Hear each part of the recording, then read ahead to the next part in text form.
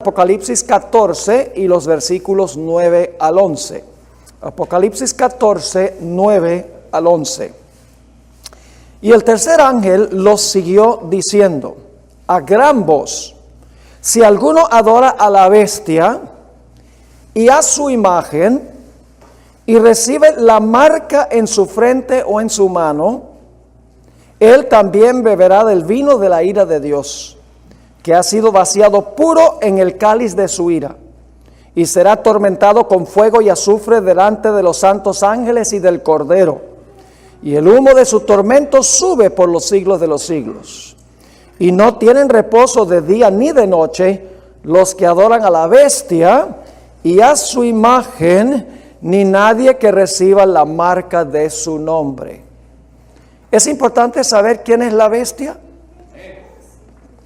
¿Es importante saber qué es la imagen de la bestia? ¿Es importante saber lo que es la marca de la bestia? Si no sabemos quién es la bestia y qué es la imagen y qué es la marca, vamos a terminar adorando la bestia y la imagen y recibiendo la marca. Por esa razón el mensaje del tercer ángel no es opcional, no es si quiero entenderlo o no, es asunto de vida o muerte. Ahora ustedes notan en el mensaje del tercer ángel se mencionan tres cosas que quiero recalcar. En primer lugar, la bestia. Ayer identificamos a la bestia, ¿verdad que sí? ¿Qué representa la bestia? El papado, lo mismo que el cuerno pequeño. ¿Qué poder es el que hace la imagen de la bestia? La bestia que se levanta de la tierra hace la imagen que se menciona en el mensaje del tercer ángel. Y la bestia que se levanta de la tierra, vamos a estudiar, también va a imponer la marca de la bestia. Es decir, la bestia es el centro de todo.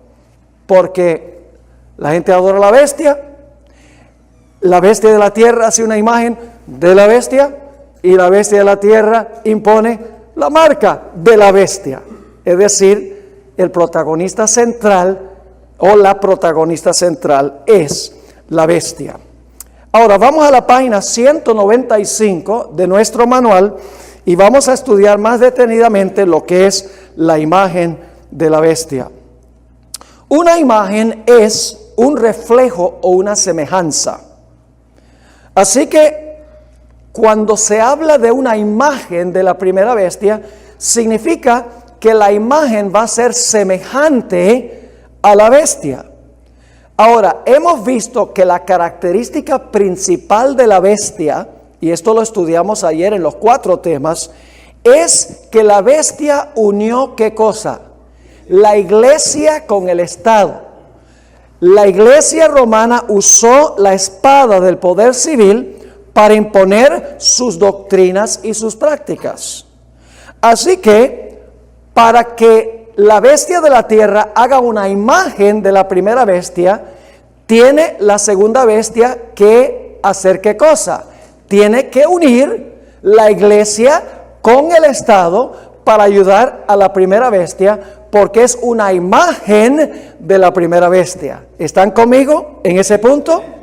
Ahora, ya hemos visto en un estudio anterior, estamos al pie de la página 195, para los que tienen el manual, ya hemos visto que los 2 cuernos, como de cordero, en la bestia de la tierra, representan 2 reinos separados, el reino de la iglesia y el reino del poder civil. Es decir, los 2 cuernos representan libertad civil y libertad religiosa. Ahora, tristemente, nos dice la Biblia que esta bestia que se levanta de la tierra, que tiene estos 2 principios de libertad civil y religiosa, que en sus documentos que fundaron la nación separa la iglesia del Estado, va a cambiar su conducta. Y en vez de respetar los 2 principios sobre los cuales fue edificada la nación, va a hablar como un dragón. Ahora, hablemos un poco del dragón. No voy a cubrir lo que se encuentra en la primera parte de la página 196. Voy a ir al pie de la página a donde dice resumiendo. Apocalipsis 12, 1 al 5, habla de un dragón que procuró matar a Jesús. Yo pregunto, ¿quién fue el dragón que procuró matar a Jesús cuando nació? Fue Satanás obrando a través del poder civil, a través de Roma. Luego, ustedes notan aquí, en Apocalipsis 12:6 y también el versículo 13 al 15, el dragón se lanza contra la mujer que huye al desierto por tiempos y la mitad de un tiempo. ¿Qué representa ese dragón que persiguió a la mujer durante tiempos, la mitad de un tiempo? Es el papado. ¿También es un poder romano, sí o no? Claro. Así que el dragón que trata de matar al niño, Satanás obrando a través de Roma pagana. Luego, Satanás obra a través de Roma papal. Y aquí viene lo interesante.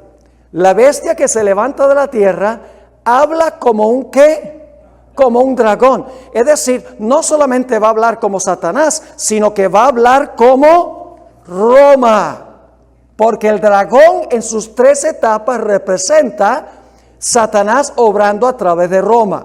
Primero, tratando de matar al bebé, Roma imperial. Luego los 1260 años a través de Roma papal. Y al final de la historia, cuando se recupere de la herida el papado, los Estados Unidos hablará como dragón, es decir, hablará como Roma. ¿Está claro ese punto? Satanás obrando a través de Roma papal cuando se le sane una herida. Ahora en Apocalipsis 13:11 dice que esta bestia va a hablar como un dragón. ¿Cómo habla una nación? Bueno, ya vimos en nuestro estudio de ayer que esta nación es una república, ¿verdad que sí? ¿Lo vimos que es una república? Republicanismo y protestantismo. ¿Cómo habla una nación que es república? Habla a través de el Congreso, a través de sus representantes elegidos por el pueblo. Es decir, que esta bestia que habla como dragón, que repudia sus 2 principios y habla como dragón, el Congreso va a hablar como Roma. Fíjense esta cita en el Conflicto de los Siglos, página 495. Estamos en las páginas 197, en la parte de arriba. El hablar de la nación son los actos de sus autoridades, ¿qué cosa? Legislativas y judiciales. Así habla una república. La gente habla a través de sus representantes. Así que dice, el hablar de la nación son los actos de sus autoridades legislativas y judiciales. Por esos actos, la nación, es decir, los Estados Unidos, desmentirá los principios liberales y pacíficos que expresó como ¿qué cosa? Como fundamentos de su política. Es decir, a través de la legislatura y el poder judicial, la Corte Suprema, los Estados Unidos, mientras que de boca sostiene los 2 principios de libertad civil y religiosa, va a hablar como el dragón, es decir, va a hablar como Satanás, ¿a través de qué? A través de Roma papal. Ahora, esta es una bestia particular, muy interesante, es una bestia peculiar. ¿En qué sentido? En el sentido de que todas las bestias anteriores pelearon con la bestia que la precedió para quitarle el poder. Mientras que vimos en nuestro estudio de ayer que esta bestia que se levanta de la tierra no pelea contra la bestia anterior que recibió la herida mortal, sino que le ayuda ¿a qué? Le ayuda a recuperar el poder que perdió, le ayuda a recuperar la espada. Ahora, ¿cuáles son los 2 reinos que reconoció Jesús? Esto es solamente un repaso de lo que estudiamos ayer. Ya vimos que los 2 cuernos representan separación de iglesia y Estado, sobre lo cual se basa la idea de libertad civil, ese es el Estado, y libertad religiosa, la iglesia. Cuando están separados, el resultado es que hay libertad civil y libertad religiosa. ¿Cuántos reinos reconoció Jesús? 2. ¿Cuál es el primer reino que reconoció? Dad pues a César lo que es de César y a Dios lo que es de Dios. Es decir, Cristo reconoció el poder civil y el poder religioso, no juntos, sino separados. Ahora, noten en la mitad de la página 197, muchos cristianos de hoy dicen que debemos ser patrióticos y cristianos. Y dicen que para ser patrióticos y cristianos debemos presionar al gobierno para que apoye la religión con cosas como oración en las escuelas públicas, dinero gubernamental para la obra caritativa de la iglesia, bonos gubernamentales para educar a nuestros hijos en escuelas religiosas y exhibiciones religiosas en edificios públicos. Pero según ya hemos visto, separar los asuntos de la iglesia del Estado es cristiano. ¿Por qué razón? Porque esto fue lo que enseñó Cristo. Y también es patriótico. ¿Por qué razón? Porque es lo que enseñaron los fundadores de los Estados Unidos. Es decir, ser patriótico y cristiano es enseñar lo que enseñó Cristo y lo que enseñaron los fundadores. Y ambos enseñaron que la iglesia debe funcionar como iglesia y el Estado debe funcionar como Estado. En materia financiera, ¿qué le debemos nosotros a Dios? El diezmo. ¿Qué le debemos financieramente a César o al gobierno? Los taxes. No nos gusta decirlo, pero se los debemos, ¿verdad que sí? Yo pregunto, ¿sería apropiado que el gobierno dijera a la iglesia adventista, ustedes tienen que darnos el 10% de los diezmos? No, porque es el Estado tomando plata de la iglesia. ¿O sería apropiado que la iglesia dijera, mire, gobierno, estamos en problemas económicos, por favor nos podría dar un poco de los taxes para poder funcionar la iglesia? No, porque si hacemos eso, últimamente el Estado quiere que se le pague por la inversión que hizo en la iglesia. Por eso tenemos obligaciones financieras para con Dios y para con la iglesia, pero no se deben entremezclar, se debe mantener ¿qué? Separados, la iglesia funcionando como iglesia y el Estado funcionando como Estado. Ahora, repasemos la primera enmienda a la Constitución. Se encuentra en la página 197. La cláusula número 1 dice, el Congreso no hará ninguna ley que tenga que ver con el establecimiento de religión. La segunda cláusula dice, ni que prohíba el libre ejercicio de ella. Y luego la tercera cláusula garantiza libertades civiles, ni que coarte la libertad de expresión, ni la libertad de la prensa, o el derecho que tiene el pueblo de reunirse pacíficamente y de pedirle al gobierno que se les haga justicia. Ahora, cuando el poder civil establece religión, o prohíbe la libre práctica de la religión, el resultado siempre es persecución. En el libro de Daniel tenemos dos ejemplos, y esos dos ejemplos los encontramos en la página 198 y 199. Ustedes recuerdan la experiencia de Daniel, el capítulo 3. El rey Nabucodonosor, que era el gobernante civil, ¿qué hizo? Levantó una imagen y mandó el poder civil a todos a que adoraran la imagen. ¿Era legítimo lo que estaba haciendo el rey? No, porque es el poder civil estableciendo una observancia religiosa. ¿Qué sucedió cuando los tres jóvenes rehusaron adorar la imagen de Nabucodonosor, que por un tiempo se portó como bestia, en la imagen de la bestia, porque era en honor a él? ¿Qué sucedió con el remanente fiel? Inmediatamente pierden sus derechos civiles. ¿Y cuál es el más grande derecho civil que tenemos? El derecho a la vida. ¿Verdad que sí? Ese es el más grande derecho que debe proteger el gobierno civil. El punto es que cuando el poder civil establece religión, el resultado es persecución contra el que no está de acuerdo de cumplir con lo que el gobierno establece en materia de religión. Y si Cristo no hubiera intervenido para librar a los tres jóvenes, hubieran sido incinerados en el horno. Pero Cristo tuvo la última palabra. Amén.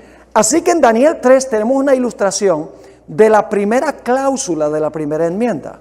Vemos lo que sucede cuando una nación, cuando un poder civil establece religión, el resultado es persecución y pérdida de los derechos civiles. En Daniel 6 tenemos otra historia que ilustra la segunda cláusula de la primera enmienda de la Constitución. En Daniel 6 tenemos una historia similar a la de Daniel 3, pero también un poco diferente. En Daniel 6 el rey no está estableciendo una observancia religiosa, sino que está prohibiendo que Daniel practique su religión. Porque el rey dice, nadie puede orar o hacerle petición a un Dios o un hombre por 30 días. Él no está diciendo cómo orar, no está estableciendo una oración. Sencillamente está prohibiendo que la gente haga una petición a hombre o a Dios por 30 días. ¿Está claro?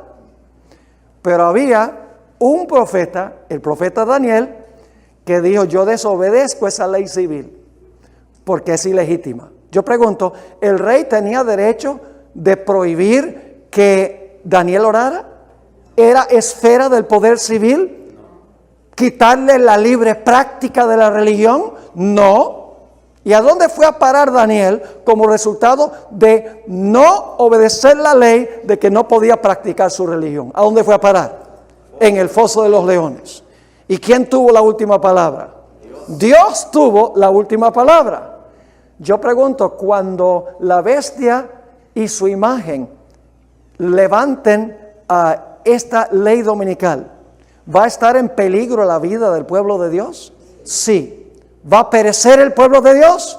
No, porque el mismo que entró al horno y que fue al foso de los leones tendrá la última palabra. Amén. Babilonia pensará que va a acabar con el pueblo de Dios, pero como en los días de Daniel, Dios intervendrá para librar a su pueblo. Amén. Así que tenemos en Daniel 3 y Daniel 6 una ilustración vívida de lo que sucede cuando el poder civil establece religión y prohíbe la libre práctica de la religión. El resultado es que cuando se violan las primeras dos cláusulas de la primera enmienda, el resultado automáticamente es persecución contra los que no están dispuestos de obedecer lo que el gobierno ha dicho. ¿Está claro ese punto? Amén. Ahora, Nabucodonosor y Darío no entendieron lo que Dios le quería enseñar. Porque después que los tres jóvenes fueron librados del horno, Nabucodonosor hizo un decreto. Y dice, cualquier individuo que le falte respeto al Dios de Daniel, le vamos a cortar la cabeza y le vamos a demoler la casa. No tenía ningún derecho a decir eso. Él no puede obligar a la gente a servir al Dios verdadero ni a servir un Dios falso. Porque el servicio a Dios se lo debemos a Dios, no al poder civil. Y lo mismo el rey Darío. Después que Dios libró a Daniel del foso de los leones, él dijo, ahora yo doy un decreto que todo el mundo debe temblar ante el Dios de Daniel. Ilegítimo. El poder civil no puede decirle a la gente que tiene que temblar ante Dios, porque no le debemos eso al poder civil. Eso se lo debemos ¿a quién? Se lo debemos a Dios. ¿Está quedando claro este punto? Ahora, estamos en la página 199, en la parte de abajo de la página. ¿Qué tiene todo esto que ver con el tiempo del fin?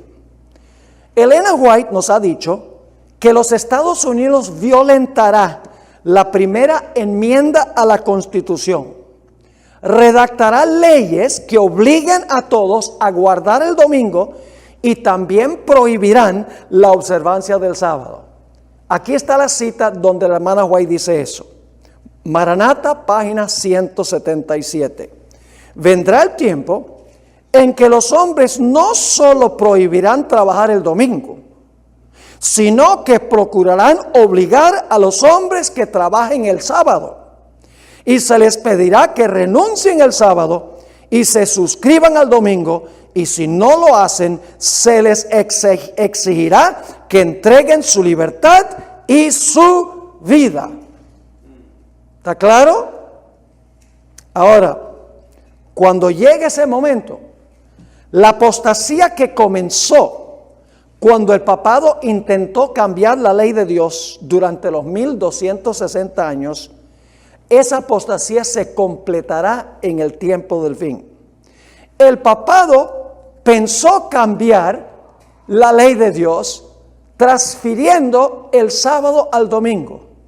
Y al final de la historia, los Estados Unidos, una nación protestante, impondrá el cambio en la ley que hizo el papado durante los 1260 años. Página 200. Surge la pregunta: ¿no sería inconstitucional establecer una ley dominical por parte del Congreso de los Estados Unidos? ¿No sería esa una violación de la primera cláusula de la primera enmienda, hacer una ley dominical? Claramente que sí. Por el otro lado, ¿no sería una ley que prohíbe la observancia del sábado inconstitucional porque es una violación de la segunda cláusula de la primera enmienda? Obviamente que sí. Porque la primera enmienda dice que el Congreso no puede hacer ninguna ley que establezca religión, ni puede hacer ninguna ley que prohíba el libre ejercicio de la religión, el derecho que tiene la gente de practicar su religión. Estoy bien seguro que cuando venga esta ley dominical y antisabática, grupos cuestionarán la constitucionalidad de tales leyes.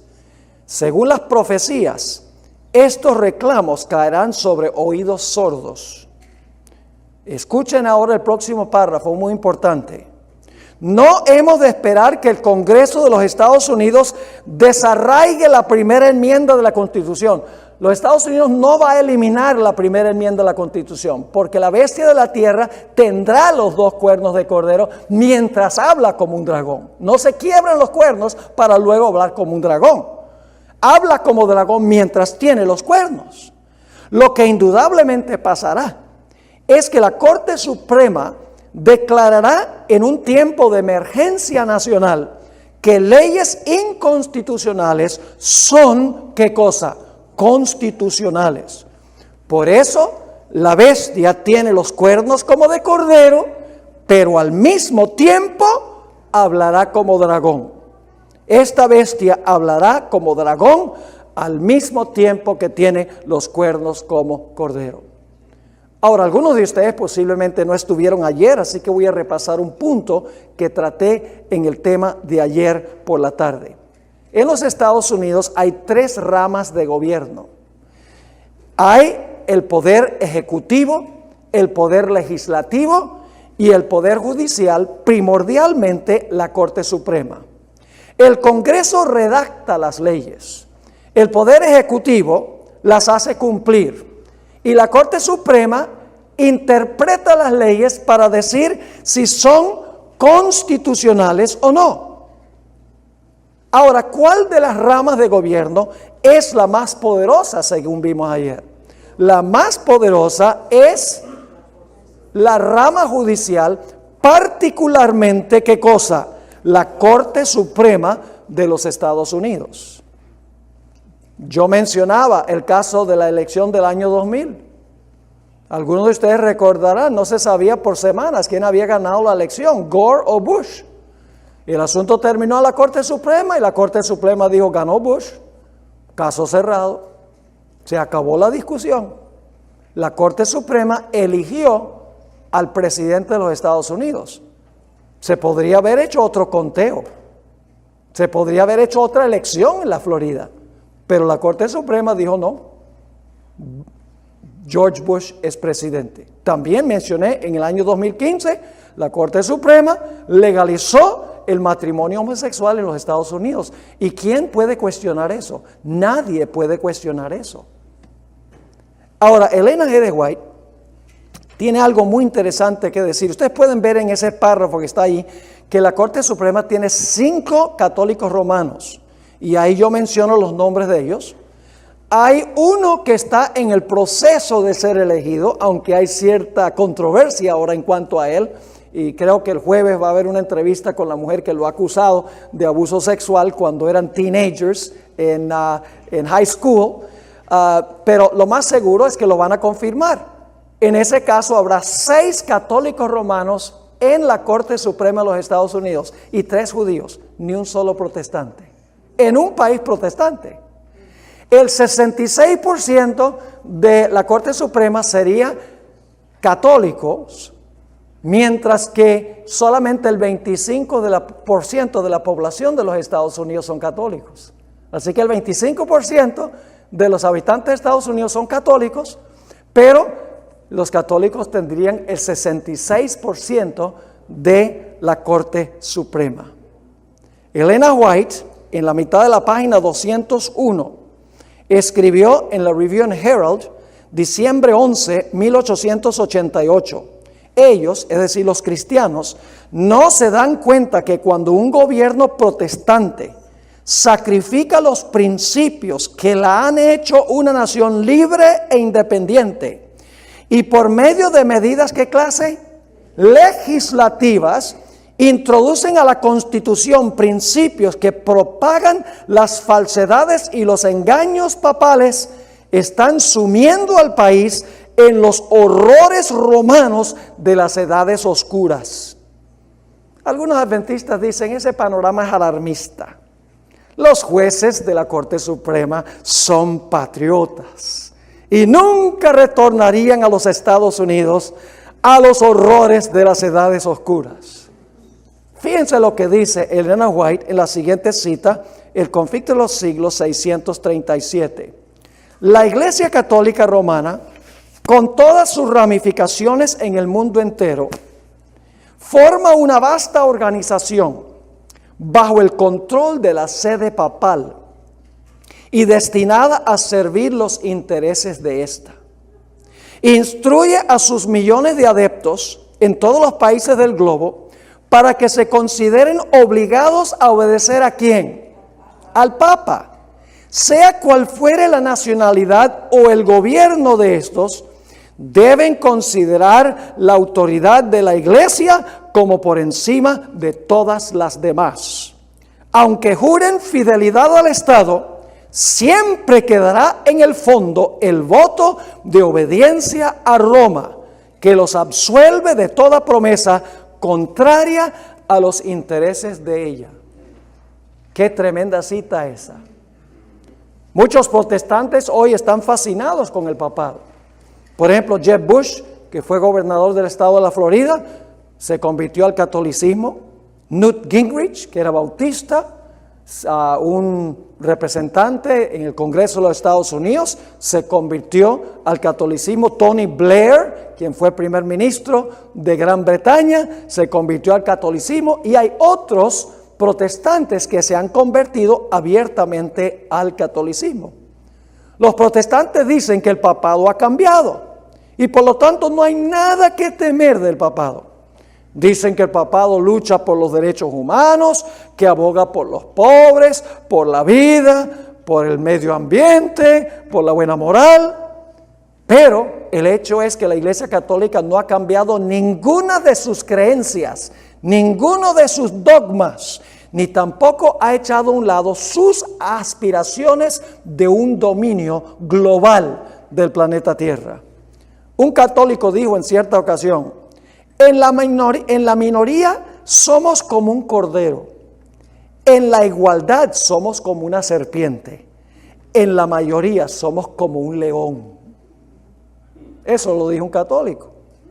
Elena White dio la mejor definición del papado que yo he encontrado en cualquier parte. Dice esto en el Conflicto de los Siglos 628.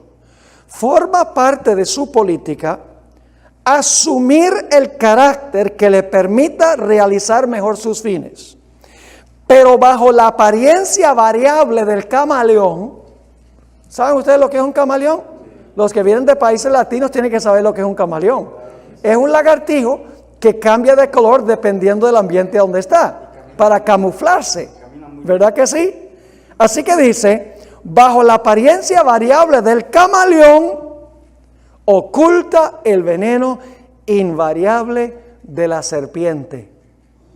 Y ustedes conocen la historia del escorpión y el sapo. ¿Verdad que conocen esa historia? ¿Hay alguien aquí que no conoce la historia del escorpión y el sapo? Bueno, yo les cuento, es una fábula, pero enseña precisamente este punto. Un escorpión y un sapo estaban al lado de un río. Y el escorpión no nada, el sapo sí. Y el escorpión quiere cruzar el río. Le dice al sapo, mira, déjame montarme encima tuyo y tú me llevas al otro lado del río. Y el sapo dice, nada de eso, porque tú te montas y me picas. Me envenenas y me muero. Y el escorpión dice, no, eso nunca pasaría. Si yo te pico en medio del río, tú te mueres y yo me ahogo. ¿Cómo voy a hacer eso? Así que finalmente, después de mucha persuasión, el escorpión se monta encima del sapo, el sapo lo permite y el sapo empieza a nadar, cruzar el río. Cuando llega a la mitad del río, ¡pss!, le mete el pinchazo. Y cuando está moribundo el sapo, esta es una fábula, los sapos no hablan. Cuando está el sapo moribundo, le dice al escorpión, pero tú prometiste que no ibas a pecar, ¿por qué me picaste? Y el escorpión dijo, porque es mi naturaleza. La iglesia romana puede hacer muchas promesas, pero es su naturaleza usar el poder civil para imponer sus doctrinas y sus prácticas, y el que no lo hace es perseguido. Esa es su naturaleza, por más promesas que haga al contrario. En la mitad de la página 202, Elena White escribió en cuanto a los Estados Unidos, cuando la tierra que el Señor levantó para darle refugio a su pueblo, a fin de que pudieran adorarle conforme a los dictados de sus propias conciencias, la tierra sobre la cual Dios ha colocado por largos años el escudo de la omnipotencia, la tierra que Dios ha favorecido haciéndola depositaria de la religión pura de Cristo. Cuando dicha tierra, por medio de sus legisladores, que es el acto nacional, repudie los principios del protestantismo y apoye la apostasía romana que procuró alterar la ley de Dios, entonces se revelará la obra final del hombre de pecado. Los protestantes le brindarán toda su influencia y apoyo al papado. ¿Quiénes van a apoyar al papado? Las hijas, el falso profeta, los protestantes. Sigue diciendo, por un acto nacional. ¿Qué es un acto nacional? Es un acto del Congreso, es una ley del Congreso. Por un acto nacional impondrán la observancia del falso sábado y le darán, ¿qué cosa? Vida y vigor. Porque hay que darle vida y vigor al papado, porque tiene una herida mortal. Así que dice, le darán vida y vigor a la fe corrupta de Roma, y así que revivirán. ¿Por qué? Porque el papado tiene ¿qué? Una herida mortal. Y así revivirán su tiranía y su opresión de la conciencia. Entonces será tiempo para que Dios obre con gran poder para vindicar su verdad. Cuando esto suceda, los Estados Unidos habrá formado una imagen que reflejará lo que fue la bestia durante los 1260 años. La bestia que se levantó del mar se caracteriza por unir la iglesia con el Estado. Esa es su característica fundamental para perseguir a los que no están de acuerdo con su sistema. Lo mismo sucederá en los Estados Unidos. Los Estados Unidos, el poder civil, hará una imagen de la bestia, uniendo la iglesia con el Estado. La sierva del Señor, al pie de la página 202, escribió: para que los Estados Unidos formen una imagen de la bestia, el poder religioso, escuchen bien, esa es la iglesia, el poder religioso debe dominar de tal manera, ¿qué cosa?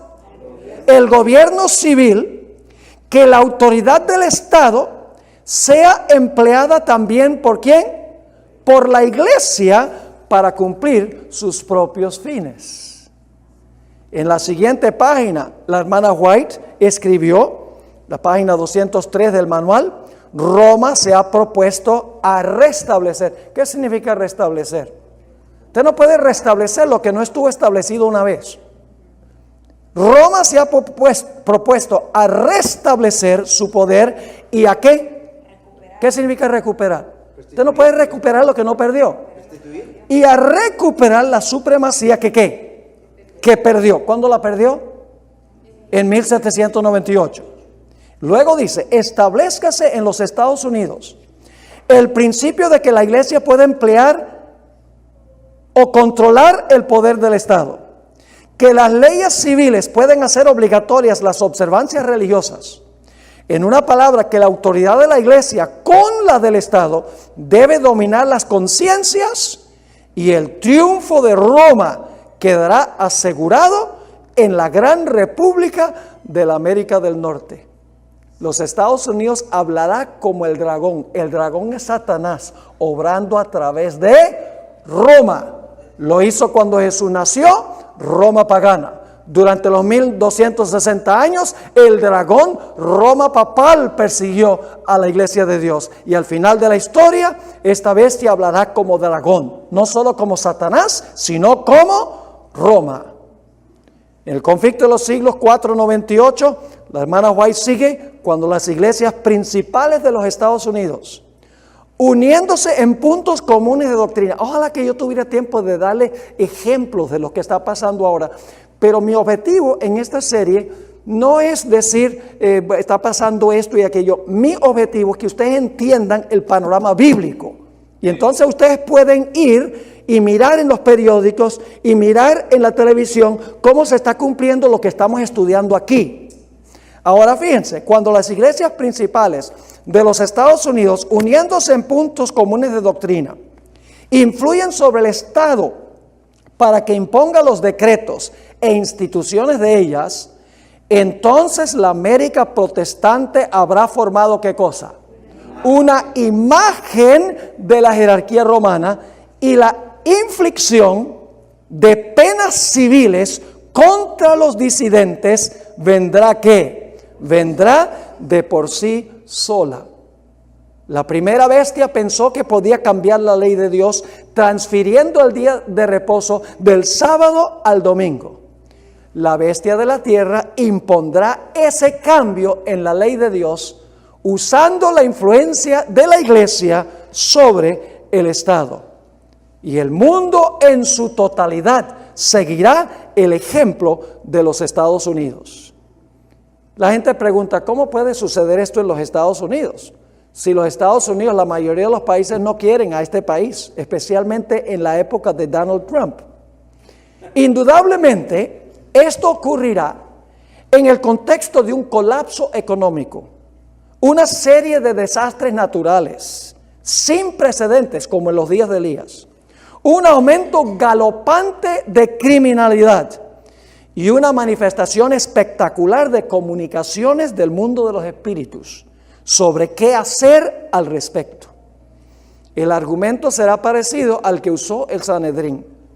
Es mejor que estos disidentes mueran y no que nuestra nación perezca. Pero al imponer la ley dominical, Dios anotará en los libros del cielo apostasía nacional, y la apostasía nacional será seguida por la ruina nacional, como sucedió con los judíos. Usaron al Imperio Romano para acabar con Jesús, y el Imperio Romano vino y acabó con ellos. Querían salvar la nación, pero al condenar al disidente, lo que hicieron fue condenar a su nación. La primera bestia entonces cambió o pensó que podía cambiar la ley. La segunda bestia impondrá ese cambio. Todo el mundo seguirá el ejemplo de los Estados Unidos. Noten esta cita al pie de la página 203. Se encuentra en Testimonios para la Iglesia, tomo 6, página 18. Al unirse los Estados Unidos, la tierra de la libertad, con el papado, para oprimir las conciencias y para obligar a todos que honren el falso sábado, la gente ¿de dónde? De todo país del globo será inducido a seguir su ejemplo. ¿Cuántos países del mundo van a seguir el ejemplo de los Estados Unidos? Todos. Y usted dice, ¿y los países musulmanes cómo? ¿Y los países hindúes cómo? Yo no les puedo explicar cómo, pero mi Biblia me dice que toda la tierra se maravilló en pos de la bestia. Posiblemente sea porque hay un desastre global. ¿Quién sabe qué será? Pero el Espíritu de Profecía y la Biblia, ambos dicen que todo el mundo estará de acuerdo con esta ley dominical. Ahora hablemos un poco del ecumenismo eclesiástico, al pie de la página 9 de nuestro manual. En años recientes ha llegado a existir una creciente intimidad entre las iglesias protestantes de los Estados Unidos y la Iglesia Católica. Este ecumenismo eclesiástico ha llevado a los protestantes a cooperar con la Iglesia Católica con gran entusiasmo en asuntos sociales, tales como hablar en contra del aborto, tratar de resolver el problema de la pobreza, buscar formas de resolver el problema del cambio climático. Los protestantes y católicos han cooperado también en elegir candidatos conservadores al Congreso, al Senado y a la Corte Suprema. Ambos han luchado por la elección de jueces conservadores en los diversos tribunales de la nación. Líderes prominentes de varias iglesias protestantes y de la Iglesia Católica firmaron el documento Evangélicos y Católicos Juntos. Y los luteranos y católicos firmaron el histórico documento Declaración Conjunta sobre la Justificación por la Fe. Recientemente el pastor Kenneth Copeland le dio un mensaje de bendición al Papa. Pastores influyentes de la televisión han viajado al Vaticano por invitación al Papa y han quedado maravillados. Entre ellos están Joel Osteen, James Robinson, Rick Warren, aún Billy Graham. Cuando estuvo vivo, habló muy positivamente de el poder papal. La mayoría de los protestantes ignoran los peligros de aliarse con el Papa. La mayoría de los protestantes están condenados a repetir los errores del pasado. ¿Y saben por qué razón? Porque ellos no son capaces de discernir quién es la bestia. ¿Saben quién dicen los protestantes hoy en día que es la bestia? Los protestantes liberales dicen que la bestia fue Nerón. Eso se cumplió allá en el pasado. Los cristianos conservadores, como los pentecostales, los carismáticos, los evangélicos, dicen no, el cuerno pequeño y la bestia es una persona bien mala que se va a levantar después del rapto de la iglesia allá en el Medio Oriente. Y mientras están mirando hacia el pasado y hacia el futuro para la aparición del anticristo, allá está en Roma y no lo ven porque están mirando a donde no es. El diablo ha distraído la atención de donde se está cumpliendo la profecía. La iglesia adventista tiene que decirle esto al mundo, mis hermanos y hermanas. Porque el que adore la bestia y su imagen y reciba la marca va a perecer. En el Conflicto de los Siglos, página 622, la hermana White dijo en cuanto a los protestantes: los protestantes se han entremetido con el papado y lo han patrocinado. Han hecho transigencias y concesiones que sorprenden a los mismos papistas y les resultan incomprensibles. La iglesia romana dice: no podemos creer lo que está pasando. Que los protestantes quieran unirse con nosotros, eso es insólito, dicen ellos. Sigue diciendo: los hombres cierran sus ojos ante el verdadero carácter del romanismo, ante los peligros que hay que temer de su supremacía. Y luego dice: ¿qué es lo que tenemos que hacer nosotros? Hay necesidad de despertar al pueblo para hacerle rechazar los avances de este enemigo que peligrosísimo de la libertad civil y religiosa. ¿Están captando el cuadro? Pero los Estados Unidos como nación también ha participado en ecumenismo político, no solo las iglesias protestantes, en ecumenismo religioso con el papado. A nivel político, el gobierno de los Estados Unidos se ha inmiscuido más y más con el papado. Ustedes posiblemente sepan que Ronald Reagan y Juan Pablo II unieron sus fuerzas para derrocar lo que fue la Unión Soviética. Hicieron una santa alianza, según la revista Time. Ese era el título de una de las revistas. Los Estados Unidos establecieron relaciones diplomáticas con el Vaticano, que es muy interesante. Eso es inconstitucional, porque ¿cómo los Estados Unidos puede establecer relaciones diplomáticas con una iglesia y favorecer a una iglesia con representante allá y no favorecer a las demás iglesias? Es inconstitucional. El Papa Juan Pablo II recibió del Congreso de los Estados Unidos la Medalla de la Libertad. Qué interesante. Cuando el Papa Juan Pablo II murió, se arrodillaron ante su féretro 3 presidentes, la esposa de un presidente y la secretaria de Estado. El Papa dio un discurso ante el Congreso conjunto de los Estados Unidos. Ha visitado regularmente la Casa Blanca. Ha dado discursos en las Naciones Unidas donde lo han aplaudido incansablemente por las causas por las cuales aboga. Y nuestra propia iglesia no ha escapado ese deseo de ecumenismo. Y no voy a mencionar eso por la premura del tiempo, pero ustedes pueden leerlo al pie de la página 204 y en la parte de arriba de la página 205. Y lo que escribo aquí es absolutamente cierto, no es una teoría de conspiración, no es algo que dicen los disidentes, son cosas reales que han pasado aún con nuestra propia iglesia. Ahora, en la página 205, así como en los días de Pilato, legisladores inescrupulosos, a fin de ganar el apoyo del pueblo y retener su influencia política, cederán al clamor por una ley dominical nacional y les prohibirán a los fieles la posibilidad de comprar y vender y finalmente emitirán un decreto de muerte. Dice ella en estas 2 citas, a fin de asegurarse la popularidad y el apoyo, que hoy llamamos votos, los legisladores cederán a la exigencia por una ley dominical. Yo pregunto, ¿Pilato cedió a la presión de los sacerdotes quienes influyeron sobre el pueblo? Lo mismo va a pasar de nuevo. Los líderes espirituales de las iglesias van a presionar a sus feligreses para que presionen al poder civil por una ley dominical.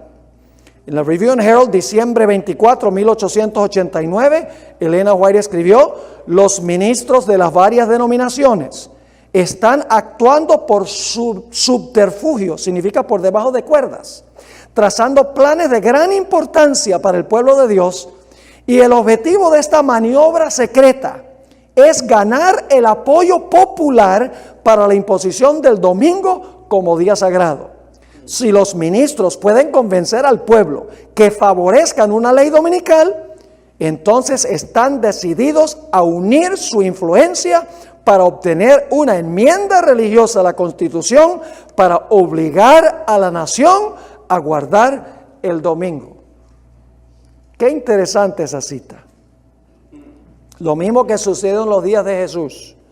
En Marcos 15:11 dice: mas los principales sacerdotes incitaron a quienes, a la multitud, para que les soltase más bien a quién, a Barrabás.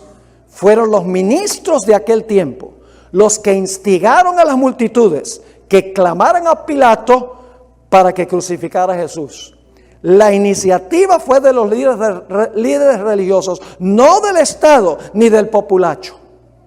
¿Hemos de esperar algo diferente en el tiempo del fin? ¿Creen ustedes? No. Fíjense lo que escribió Elena White, Conflicto de los Siglos, 649.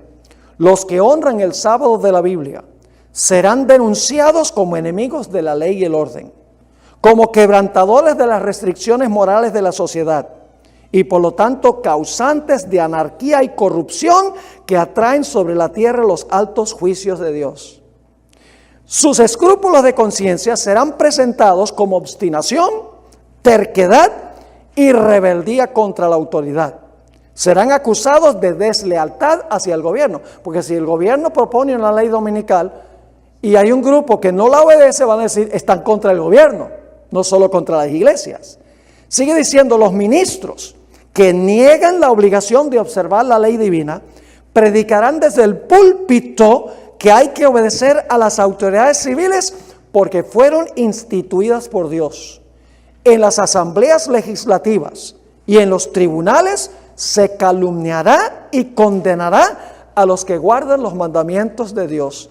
Se falsearán sus palabras y se atribuirán a sus móviles las peores intenciones. Nosotros necesitamos repartir el conflicto de los siglos, hermanos y hermanas. Es el mejor comentario de eventos finales que jamás se haya escrito, el libro El conflicto de los siglos. Lo que ella escribió hace más de 100 años, 110 años, la última edición del conflicto de los siglos, se está cumpliendo ante nuestros ojos hoy. Ella dice, ese es el libro que yo más quiero que se reparta. Y generalmente repartimos el deseado de todas las gentes, o repartimos El camino a Cristo. Y son buenos libros, no hay problema con repartirlos. Pero El conflicto de los siglos es el libro que especialmente necesitamos repartir. Ahora voy a pasar por alto la sección que dice lecciones de la iglesia primitiva. Eso ya lo cubrimos en una presentación anterior. Quiero ir a la sección que dice el protestantismo impotente. Los protestantes de los Estados Unidos han visto que la moralidad de la nación ha ido de mal en peor. Se han proliferado el aborto, la pornografía, el divorcio, los matrimonios entre homosexuales, entre otras cosas. Los evangélicos han apelado a la espada del poder civil para arreglar lo que ellos mismos dañaron, porque ellos dicen, la ley fue clavada en la cruz. Si la gente dice, si la ley fue clavada en la cruz, ¿para qué tengo que guardarla? Ellos han creado el problema. Le echan al gobierno secular la culpa por todos los males de la sociedad, cuando ellos mismos tienen la culpa. El fracaso de la sociedad americana es el fracaso de la iglesia, no el fracaso del Estado. Los protestantes han llegado a creer que teniendo en nuestros billetes el refrán "en Dios confiamos" y en el voto de lealtad a la bandera, una nación bajo Dios, y que instituyendo la oración en las escuelas públicas, y que exhibiendo los 10 mandamientos en los tribunales, y que poniendo exhibiciones navideñas en los edificios públicos, y que logrando una enmienda constitucional que prohíba el aborto y el matrimonio entre homosexuales, las cosas se van a arreglar. Dependen del gobierno para hacer lo que solo puede hacer el Espíritu Santo, por medio de la proclamación de la palabra de Dios. El protestantismo ha olvidado la verdadera fuente del poder, que se halla en la predicación de la palabra de Dios, por medio de la administración del Espíritu Santo. En vez de esto, el protestantismo se ha enfocado en un evangelio de prosperidad. Pare de sufrir. El evangelio de señales y milagros. El evangelio de la consejería psicológica. Y el evangelio del activismo político. El protestantismo ha perdido su poder y cree que la forma de reformar la sociedad está en emplear al gobierno para imponer lo que las iglesias quieren. Es precisamente lo que el papado hizo durante los 1260 años de supremacía papal. Ahora, voy a resumir lo que encontramos en las últimas 3 páginas. Lo voy a sintetizar. Ustedes pueden leer todos los ejemplos que hay allí. Pero muy a menudo, cuando un gobernante civil se deja engañar para imponer leyes religiosas, lo que sucede es cuando el poder civil se despierta y se da cuenta que ha sido engañado por los religiosos, lo que hace es levantarse contra aquellos que engañaron al poder civil. Eso va a pasar al final. ¿Recuerdan los días de Esther? ¿Quién murió en la horca? El que preparó la trama. ¿A quiénes se comieron los leones? A los príncipes que planearon la trama. ¿Quiénes murieron por el calor del horno? Los que echaron a los 3 muchachos. ¿Están conmigo? Amén. En estos casos, yo pregunto, en el caso específico de los judíos que usaron el poder civil para acabar con Cristo, ¿qué hicieron los romanos? Luego vinieron y acabaron con ellos. Quiero leer esta última cita. Oh, va a ser terrible, mis hermanos y hermanas, cuando se despierte el mundo religioso y se den cuenta que han sido engañados por sus líderes espirituales. Conflicto de los siglos 7, 13 y 14. Los hombres ven que fueron engañados. Se acusan unos a otros de haberse arrastrado mutuamente a la destrucción. pero todos concuerdan para abrumar a los ministros con la más amarga condenación. Los pastores infieles profetizaron cosas lisonjeras, indujeron a sus oyentes a menospreciar la ley de Dios y a perseguir a los que querían santificarla. Ahora, en su desesperación, estos maestros confiesan ante el mundo su obra de engaño. Esto va a pasar bajo la 6ª y 7ª plaga. Sigue diciendo, las multitudes se llenan de furor, los que fueron engañados. Estamos perdidos, exclaman, y vosotros sois la causa de nuestra perdición, y se vuelven contra los falsos pastores. Precisamente aquellos que más los admiraban en otros tiempos pronunciarán contra ellos las más terribles maldiciones. Las manos mismas que los coronaron con laureles se levantarán para aniquilarlos. Las espadas que debían servir para destruir al pueblo de Dios se emplean ahora para matar a sus enemigos. Por todas partes hay luchas y derramamiento de sangre. Apocalipsis 17 dice que los reyes con los cuales fornicó la ramera, dice, se levantarán contra la ramera y la harán desolada y desnuda, comerán sus carnes y la quemarán con fuego. Es una forma de decir que van a estar bien bravos con ella. Nosotros tenemos que advertirle a los líderes políticos estas cosas, hermanos, de que no se dejen engañar por este poder. Así que hemos estudiado en cuanto a la imagen de la bestia. Próxima lección, el número de la